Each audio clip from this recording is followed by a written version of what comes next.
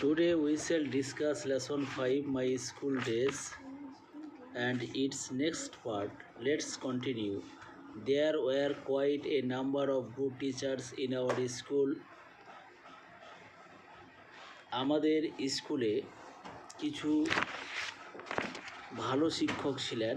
BD রায় taught us English. BD রায় আমাদের ইংরেজি শেখাতেন। He was a small man who took great care to ensure that we pronounce English correctly.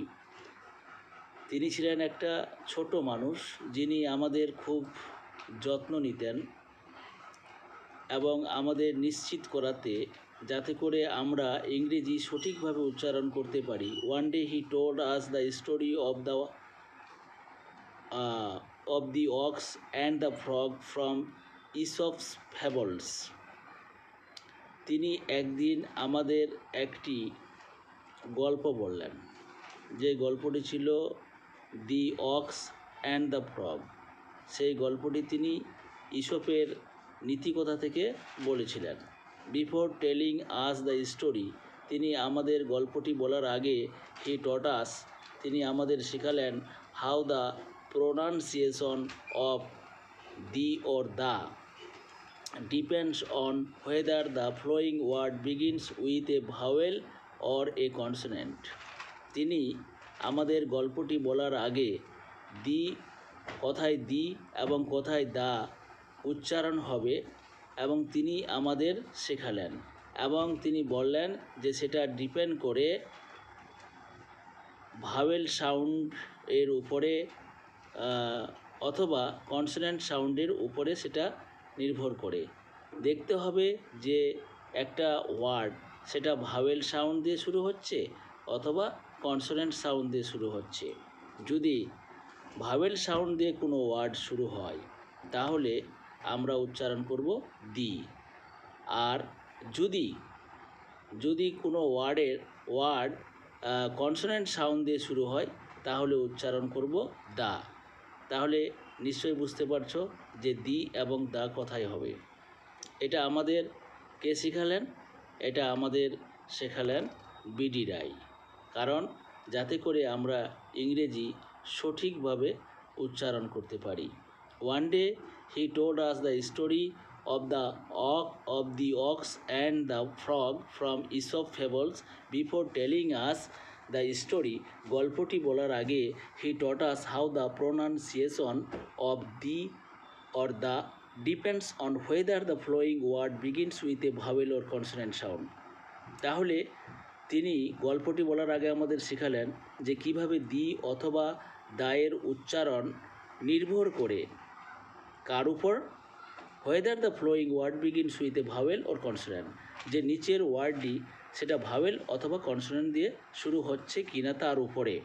I ফন্ডলি remember our head পণ্ডিত, আমি এখনও ভীষণভাবে স্মরণ করি আমাদের হেড পণ্ডিত ভট্টাচার্য স্যারকে ফর হিজ এক্সিলেন্ট হ্যান্ডরাইটিং, তার একেবারে চমৎকার হাতে লেখার জন্য। I don't think anybody else could right Bengali more beautifully on the blackboard, আমি কখনোই ভাবতে পারি না যে কেউ বাংলা এত সুন্দরভাবে ব্ল্যাকবোর্ডে লিখতে পারে।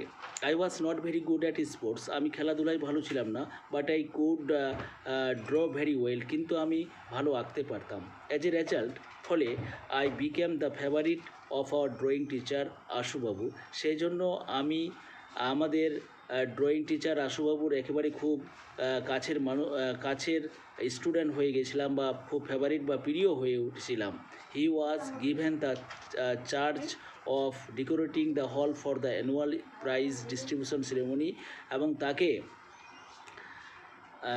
একটা দায়িত্ব দেওয়া হয়েছিল, সেটা হচ্ছে অ্যানুয়াল প্রাইজ ডিস্ট্রিবিউশন যে সিরেমনি বা এক কথায় বাৎসরিক পুরস্কার বিতরণী অনুষ্ঠানের জন্য হলঘরটি সাজানোর তাকেই দায়িত্ব দেওয়া হয়েছিল। He also conducted an event, তিনি একটি খেলা পরিচালনা করেছিলেন কল্ড মিউজিক ড্রয়িং, সেটাকে বলা হতো music drawing. For this event, এবং এই খেলাটির জন্য there would be a blackboard and coloured chalks on a table, এবং এই খেলাটির জন্য থাকবে একটি ব্ল্যাকবোর্ড থাকবে এবং একটি রঙিন চক থাকবে টেবিলের উপরে। ব্ল্যাকবোর্ডের উপরে trying to a student would sing a song, একজন ছাত্র গান গাইবে, and another would draw a picture on the blackboard, এবং অন্যজন ব্ল্যাকবোর্ডে ছবি আঁকবে। Trying to capture in lines, এবং সে লাইনগুলি ধরার চেষ্টা করবে, ক্যাপচার করার আয়ত্ত করার চেষ্টা করবে। And colour the essence of the song, এবং গানের সারমর্মের উপর বা এসেন্সের উপর সে কী করবে, রং করবে। ইন দিস ওয়ে আর এইভাবেই through many such happy and memorable episodes, আর এইভাবেই অনেক সুখকর এবং স্মরণীয় পর্বের মধ্যে দিয়ে I spend 6 years of my school life, আমি আমার স্কুল লাইফের 6 বছর কাটিয়েছিলাম। 10 years আফটার লিভিং স্কুল, যখন 10 বছর কেটে গেছে school, 10 years after leaving school ছাড়ার যখন 10 বছর কেটে গেছে, I went back there just once, আমি আবার একবার সেখানে ফিরে গেলাম। Probably to attend a reunion of ex students, প্রাক্তন ছাত্রদের সঙ্গে পুনর্মিলনের জন্য। অ্যাজ আই এন্টারেড দ্য হল, যেইমাত্র আমি হল ঘরে প্রবেশ করলাম, আই নোটেড উইথ সারপ্রাইজ, আমি একেবারে অবাক হয়ে লক্ষ্য করলাম that I could not recognise it, আমি হলঘরটিকে চিনতেই পারলাম না। The hall which had seemed enormous earlier, যে হলঘরটি আমার কাছে আগেভাবে অ্যানরমাস ছিল, মানে বড় ধরনের ছিল, did not seem to be quite that big then, এবং সেটাকে তখন সম্পূর্ণভাবে বড় বলে মনে হয়নি। নট অনলি দ্য হল, শুধুমাত্র হলঘরটি নয়, বাট ইভেন দ্য ডোরস, এমনকি মানে দরজাকেও বড় মনে হয়নি। অ্যান্ড দ্য ক্লাসরুম, এবং ক্লাসরুমকেও মানে বড় মনে হলো না। The benches and the corridor appear to B much smaller, bench এবং করিডোরকে খুব ছোট বলে মনে হলো। দিস ফিলিং ওয়াজ ন্যাচারাল দো, এবং যদিও এই ফিলিংটি একটা কী ছিল এবং স্বাভাবিক ছিল যদিও। আই ওয়াজ 5 feet 3 inches টল, আমি ছিলাম 5 feet 3 inches লম্বা ছিলাম। হোয়েন আই লেফট স্কুল, যখন আমি স্কুল ত্যাগ করেছিলাম। Now I have grown to about 6.5 feet, এখন আমি 6.5 feet হয়েছি। I have grown a lot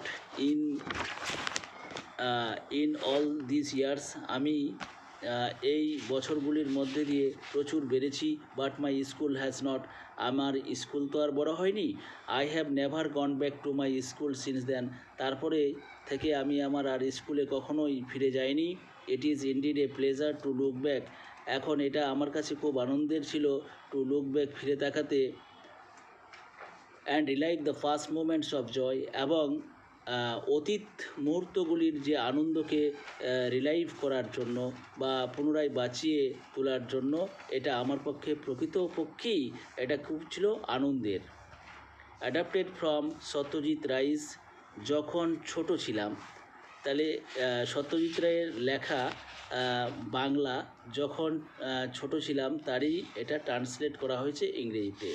তাহলে মাই স্কুল ডেজ ভালো করে পড়ো, এবং এর উপরে যে কোশ্চিনগুলো দেওয়া হয়েছে সেগুলোর উত্তর অবশ্যই করবে।